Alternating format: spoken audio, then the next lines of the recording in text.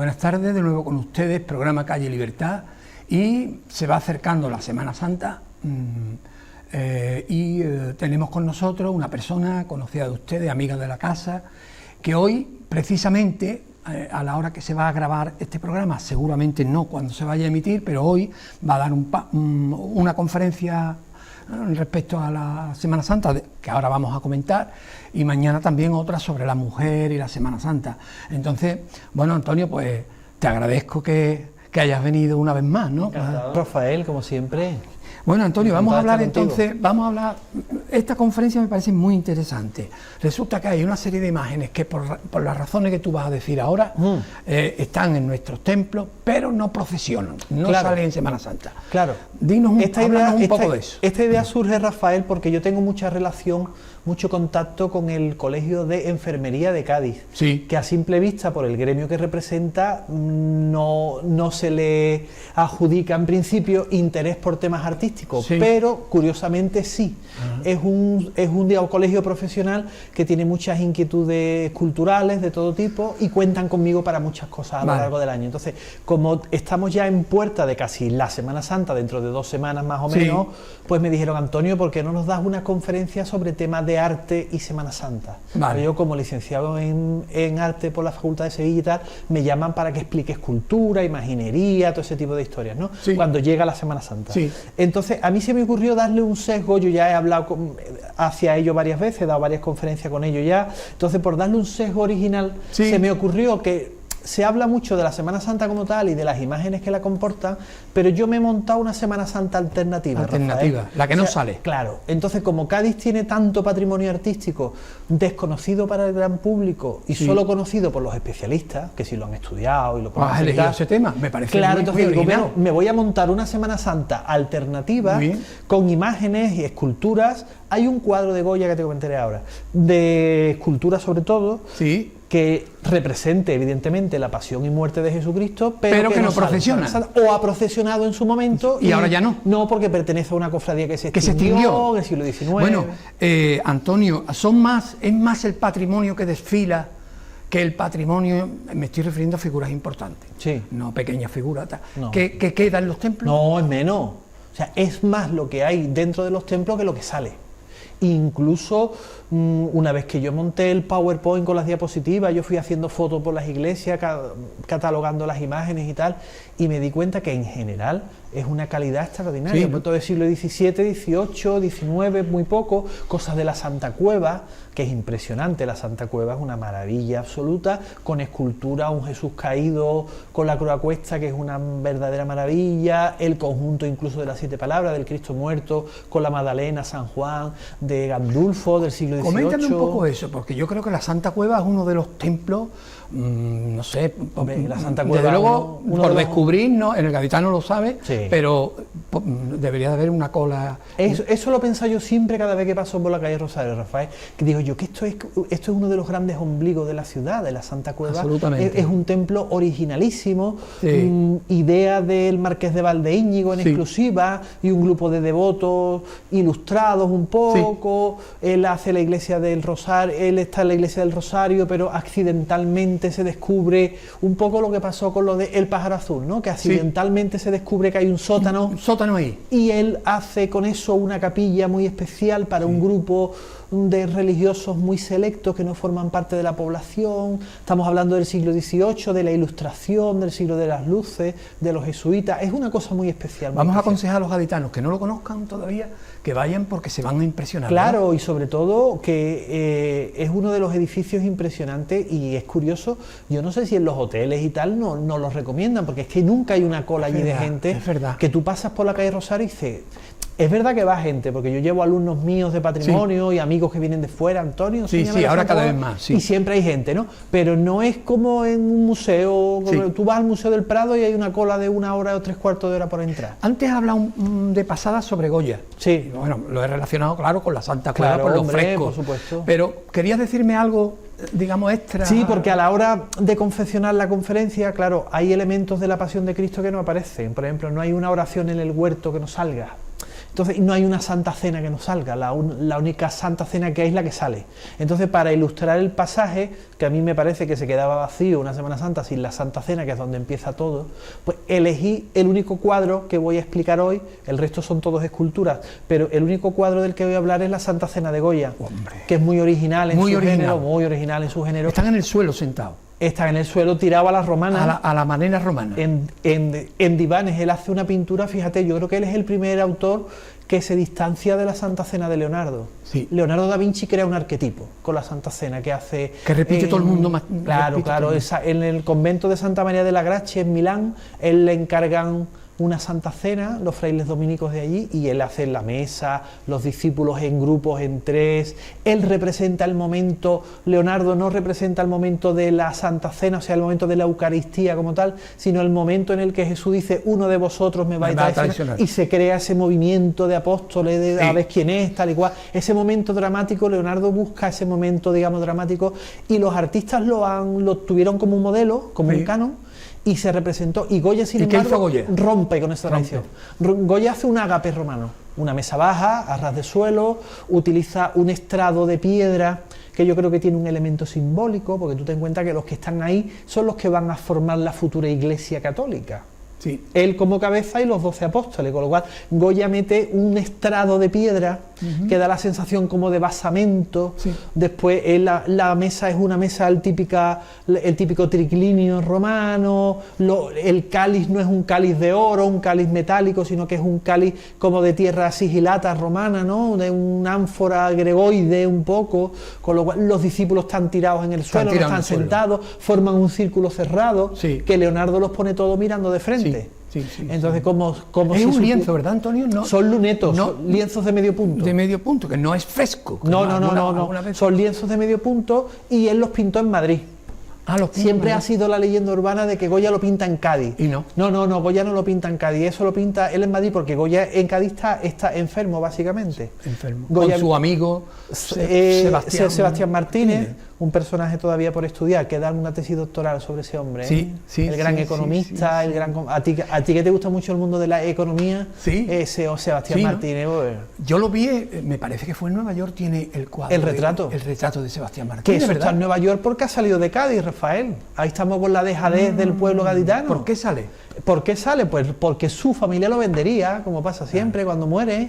Él era viudo, cuando Goya se hace amigo de él era viudo, vive en Cádiz con sus 2 hijas, que Goya las retrata también. Entonces él cuida de Goya en toda la enfermedad, todo el tiempo, que dura 3 años. La enfermedad de Goya está muy documentada porque las cartas se conservan. Tanto las cartas de Goya de Sebastián Martínez con Josefa Valleu, la esposa de Goya, como ya Goya recuperado, porque Goya por lo visto no hablaba en principio. O sea que Goya tuvo una enfermedad casi de costarle la vida, que hay que decir también, Rafael, que a él lo salvan los médicos de la Armada de Cádiz, de la Escuela de Cirugía, que es la primera escuela de cirugía de España. Es la primera vez que los cirujanos dejan de ser barberos, para que nos entendamos, y se crea un centro académico en el que los cirujanos tuvieran una formación científica de calidad. Que eso es impresionante. Bueno, el tema Goya, entonces el tema Goya ya lo hemos... Meto la Santa Cena de la Santa Cueva, pero también meto escultura de la Santa Cueva. Por ejemplo. De la Pasión de Jesús. Hay un Cristo atado a la columna que es desconocidísimo, que no ha salido nunca en procesión, pero que está en la cueva baja. Tú sabes que la Santa Cueva tiene 3 estrados, ¿no? Que es un poco como la divina comedia de Dante, infierno, purgatorio y paraíso, ¿no? Goya está en el paraíso, digamos, ¿no? Los cuadros de Goya están arriba del todo, pero en la parte de abajo, donde se hacían los ejercicios de penitencia, que se flagelaban, eso Blanco White lo describe maravillosamente en su autobiografía, Memorias de un anciano. No, perdona, ese era Alcalá Galiano. En su libro Memorias de un anciano describe cómo eran los sacrificios que hacían, esa orden de la madre antigua se llamaba, eso nos podemos meter en un jardín. Entonces, claro, ¿qué pasa? Que ellos tienen el misterio de las 7 palabras, que es el que compone la música de Joseph Haydn. Fíjate tú la amplitud de miras que tenían, de buscar un músico que vivía en Viena, que no había estado en Cádiz nunca, y le encargan una obra musical expresamente para ese sitio. Que son las 7 palabras, que hoy se representa en todo el mundo, una obra maestra. Haydn es uno de los grandes maestros de la música europea del siglo XVIII. Pero fíjate tú la amplitud de mira del Marqués de Valdeío y esa gente de ir a buscar lo mejor donde esté. que tenemos que traer. ¿Quién es el que mejor pinta ahora? Goya, traemos a Goya. ¿Quién es el compositor más importante, muerto Mozart? Joseph Haydn, pues vamos a buscarlo a Viena y lo buscan. O sea, ¿sabemos cosas de Marqués de Íñigo, aparte de su... desde luego soñaba, volaba alto? Sí, eso es la obra de su vida, claro. Él es el típico hijo de comerciantes gaditanos. Él nace en México, él nace en Veracruz. Entonces resulta que él hereda, cuando sus padres comerciantes gaditanos, la típica familia de que el hijo mayor se dedica a los negocios y el hijo menor se dedica al clero, ¿no? ¿Qué ocurre? Que él es hijo único en este caso y se dedica al clero. Él estudia en París, estudia en Londres, es un niño de alta familia, de clase elevada, y cuando mueren los padres hereda la fortuna familiar. Entonces, él utiliza la fortuna material la fortuna familiar para construir la Santa Cueva. Él tiene una casa enfrente, él vive enfrente, entonces hace la Santa Cueva porque había un grupo de gaditanos que leían un libro sobre la pasión de Cristo y hacían ejercicios espirituales y tal, ¿no? Entonces resulta que eso llamaba la atención de los vecinos, era un poco así, y el obispo de entonces, Tomás del Valle, se disfraza, esto parece de novela, se disfraza y acude a ver qué está pasando ahí. A ver qué está pasando. Claro, porque los vecinos, tú sabes, ya lo magnifican todo, ¿no? Y ya pensaban que si era una orgía sexual, que si no sé qué, no se sabía muy bien lo que hacía. Entonces el obispo se disfraza de seglar y va. Y se dan cuenta que lo que hacen es reflexionar sobre la pasión de Cristo, sobre la Semana Santa, tal y cual. Entonces le dice, mira, iros a una iglesia y no estéis dando que hablar a los vecinos tontamente. Y los lleva a la iglesia del Rosario. ¿Sabes? Pero claro, se descubre por casualidad un carro con un burro con unos cántaros, se cae el cántaro, se hace un boquete en el suelo y se descubre el sótano. Entonces ahí es donde a él le viene la idea genial de meter a ese grupo religioso, digamos, de alta formación, y le dedica un templo en exclusiva. Entonces él gasta todo, no repara en gastos, claro, trae a los mejores. En el Benjumeda, el arquitecto, Torcuato Cayón, que hace la parte de abajo, Gandulfo, los escultores, José Bacaro. Esa planta elíptica. Claro, es una maravilla. Eso es uno de los ombligos de la ciudad, sin duda alguna, Rafael. Antonio, de todas esas imágenes que has estudiado, porque se nos va el tiempo enseguida. Eso va volando. Dime alguna que te parezca muy interesante desde el punto de vista de la calidad estética o histórica. Dime 3 o 4. A ver. Pues mira, 3 o 4 te puedo decir las que representan, las que son de la Santa Cueva, porque son de un estilo granadino. La hace un artista que se llama Santiago Martínez el Granadino. Entonces resulta que este hombre no es un artista que se prodigara mucho en la ciudad, pero representa la escuela granadina de escultura, que no está muy vista en la ciudad. Aquí tenemos la escuela genovesa, un poquito napolitana, la barroca sevillana, pero no tenemos la escuela, digamos, granadina, que sí la tiene, que sí la trae este hombre, ¿no? Con lo cual la obra de este hombre, que es un Cristo atado a la columna, es un buen pastor, es una obra bastante interesante. Después tenemos... ¿Tuvo su cofradía esa obra? No, las 7 palabras sí salió, el conjunto sí salía a la calle antes del conjunto actual. Pasa que son tallas completas, de madera tallada, y eso tendría que pesar muchísimo, y a la larga se fueron sustituyendo, los años 40 del siglo XX se fueron sustituyendo. Si nos vamos a San Agustín, a la iglesia de San Agustín, hay un Jesús caído de Nicolás Fumo, un artista napolitano, verdaderamente de talla completa, verdaderamente extraordinario. Eso es una pieza de primer nivel. Después, si nos vamos a la iglesia de San Juan de Dios, tenemos el Cristo de las Misericordias, que se llama, que es un Cristo muerto en la cruz, tamaño natural, o sea que ese Cristo pudo procesionar en cualquier momento, porque tiene tamaño natural incluso, que es de Francesco María Maggio. Si nos vamos a la catedral, tenemos el Ecce-Homo de la Roldana. Está dicho todo ya, ¿no? Una de las grandes obras, 1682, una de las grandes obras maestras de la Roldana, de su periodo de madurez en Cádiz, o sea, una obra maestra impresionante. Antonio, la influencia genovesa convive con la influencia barroca andaluza, ¿no? En este momento en la ciudad. Es un periodo posterior, porque la escuela sevillana es quien la trae a Cádiz, la Roldana. Básicamente. Pues viene del taller de su padre, de Pedro Roldán, que ya se cría en ese ambiente. La escuela genovesa, los escultores genoveses, lo que les tenemos que agradecer nosotros es que no se aclimataron, no intentaron imitar a los escultores andaluces, sino que ellos trajeron su estética, Ligur, del norte de Italia. Italia, tú sabes que fue un hervidero de arte tremendo desde el Renacimiento, ¿no? Entonces, no es lo mismo el barroco romano que el barroco napolitano, que el barroco genovés, o que el barroco florentino, muy inspirado en el Renacimiento. Entonces, ellos vienen del norte de Italia, de Génova, y traen ese estilo a Cádiz. Entonces que no es que prácticamente es gaditano, casi totalmente, o sea, sí, porque ellos vienen a Cádiz, sobre todo cuando cambia la casa de la contratación de Sevilla a Cádiz, empieza a entrar el dinero en Cádiz. Entonces el artista busca la economía, y donde empieza a florecer toda la catedral gótica de Sevilla, todas las iglesias importantes de Sevilla, la hace cuando tiene allí el florecer sevillano. Después Sevilla en el siglo XVIII y XIX empieza a decaer. Cuando Cádiz empieza a levantarse, toda la gran arquitectura de la calle ancha, toda la arquitectura del XVIII gaditano. Por eso Cádiz es una ciudad tan uniforme, porque es toda del siglo XVIII prácticamente, salvo el pópulo, no tiene una judería, no tiene elementos como si tiene Sevilla, como tiene Córdoba, que tiene la judería de Córdoba, tiene muy pocos rastros árabes. Entonces es una ciudad de la ilustración pura y dura del 18. Entonces esta gente, lo bueno que tienen para nosotros, visto con perspectiva, que se mantuvieron fiel a su estilo, que trajeron el estilo de su tierra. ¿Cuáles serían esas características genovesas? Pues mira, las imágenes muy blancas, las policromías muy claras, los cuerpos muy estilizados, mucha influencia de la pintura, mucha influencia de la pintura de los artistas italianos, sobre todo de José de Rivera, el Espagnoleto, que aunque estuvo en Nápoles, pero sí que es verdad que tuvo una influencia muy importante en Italia, una teatralidad de las figuras, un sentido, el gesto es muy importante, son imágenes muy patéticas, en el sentido de que, por ejemplo, los Cristos, el Cristo de la Veracruz, el sudario y los paños vuelan al viento, tienen efectos escenográficos, los paños de las túnicas son muy movidas en movimiento, las imágenes que están de las 7 palabras, el San Juan está en una actitud muy implorante, la Virgen está en una actitud pentagonal con la mano así puesta,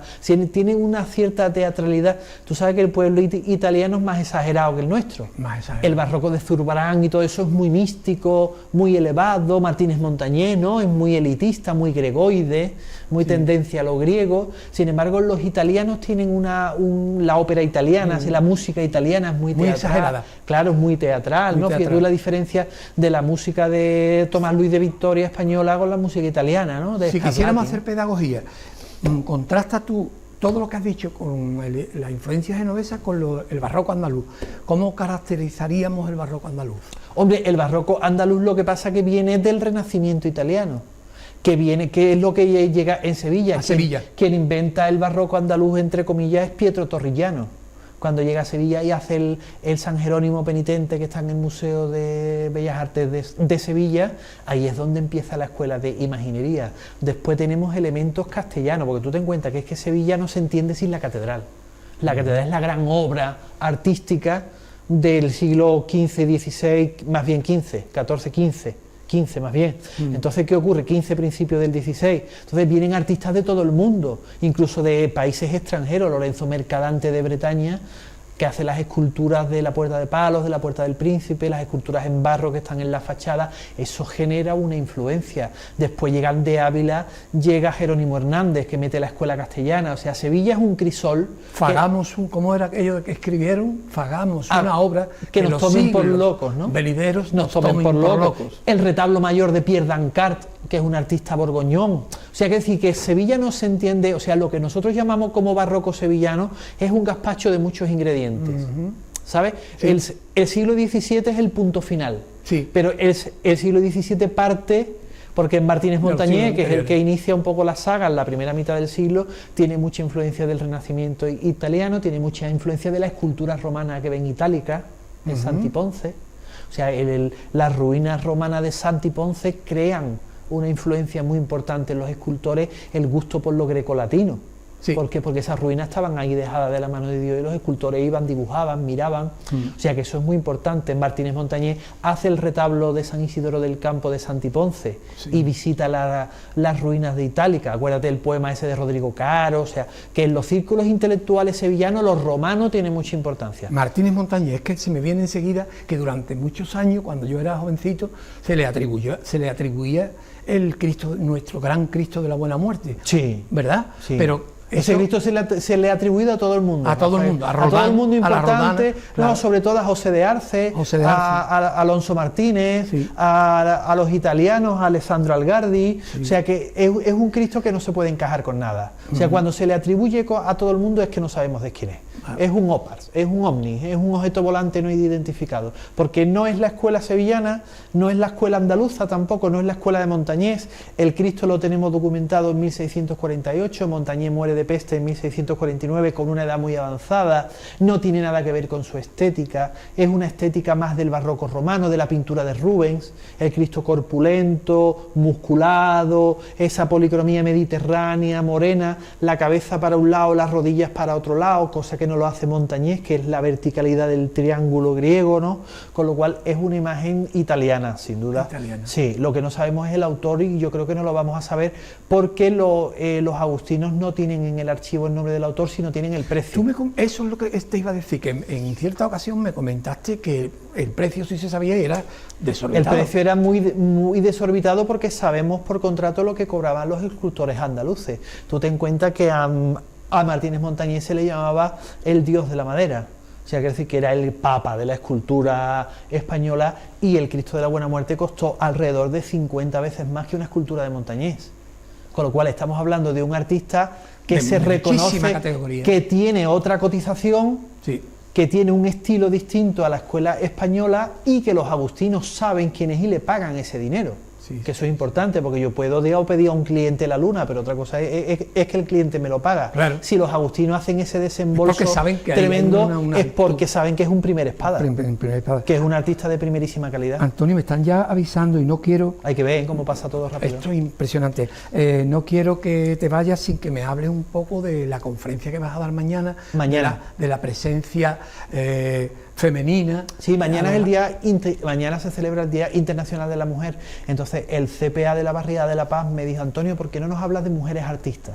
Pero no vinculadas a Semana Santa, sino de la cultura del arte europea. Entonces vamos a hablar desde Ende, que es una pintora de miniaturas medievales, que es la primera mujer que tenemos documentada como pintora, en ese caso de iluminadora de manuscritos, hasta Hildegarda de Bingen, Artemisa Gentileschi, Sofonis Vallinsola, hasta Frida Kahlo, Maruja Mayo, ya en el siglo XX, la generación del 27, o sea que voy a hacer la Roldana en el medio, como el barroco, o sea que voy a desgranar un poco, por orden cronológico, un poquito de la Edad Media al siglo XX, los nombres principales de mujeres artistas que sí tuvieron mucha fama en vida a la contra de lo que se piensa. Frida Kahlo, por ejemplo, la tuvo. Frida Kahlo tuvo muchísima fama, la Roldana fue escultora de cámara de Carlos II, y el mismo día que murió la Roldana en Madrid le llegó el diploma de académica de Roma.